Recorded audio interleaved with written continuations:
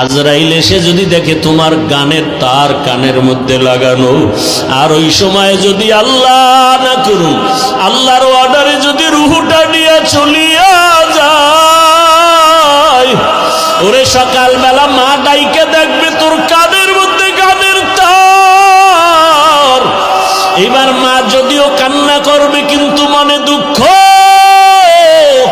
আমার পেটে কি এত চরিত্রহীন সন্তান আমি পেটে ধারণ করেছিলাম যে আমার বাচ্চাটা আমার সন্তানটা গানের তার লাগাইয়া সারা রাত গান শুনতো, আর এর মধ্যে আজরাইল এসে জীবনটা নিবে। কিসের বাহাদুরি করো রে যুবক। আজকে তুমি যাদের পেছনে দৌড়াও, মরিয়া গেলে মা কাঁদবে, বাবা কাঁদবে, টেলিফোন করবে ইমাম সাহেব আমার সন্তানটাকে জানাজা না দিয়া কোথাও যাবেন না। এ যুবক, তাকায় তাকায় তুমি তখন অস্থির হয়ে যাওয়া, তুমি কথা বলতে পারবা না। আমার মাওলা কুদরতের দ্বারা দেখায় দিবি, দেখ আমার হাতের ঘড়িটা আর একজনের হাতে দিয়া বলবে ঘড়িটা হাফিজের ঘড়ি না আমার ঘড়ি।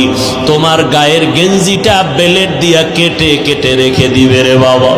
তোমারে খাটের থেকে নামাইয়া বলবে বাহিরে একটা পলিথিন কাগজে পেঁচাইয়া রাখো। বাবা কাঁদবে আর বলবে বাজারে গিয়া কেউ সাদা কাপড় কিনে আনো।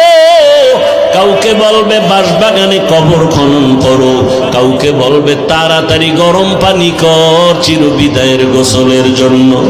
তোমারে ঘর থেকে টেনে টেনে নামাইবে রে যুবক।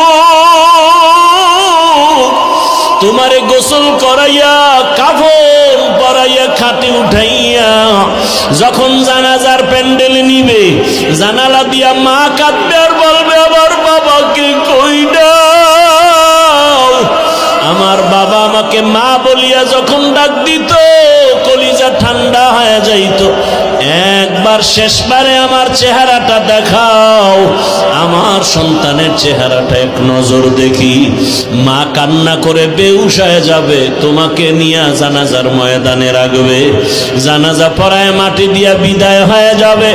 ওই কবরে এখন বাতি নাই, সাথী নাই, কেউ নাই, তুমি আমি একা। দুজন ফেরেশতা প্রশ্ন করার জন্য আসবে, তুমি তো নামাজ ছাড়া যদি কবরে যাও, দাড়িবিহীন যদি কবরে যাও, রহমতের নবী বলেন আমার আল্লাহ রাগ হয়ে যাবেন। আল্লাহ কুদরতের আওয়াজ দিয়ে বলবেন কবরের ফেরেশতা, এই নাফরমানের দুনিয়াতে বহু নিয়ামত দিলাম, এরপর আমার হুকুম মানে নাই, নামাজ নাই, দাড়ি নাই, টুপি নাই, নবীর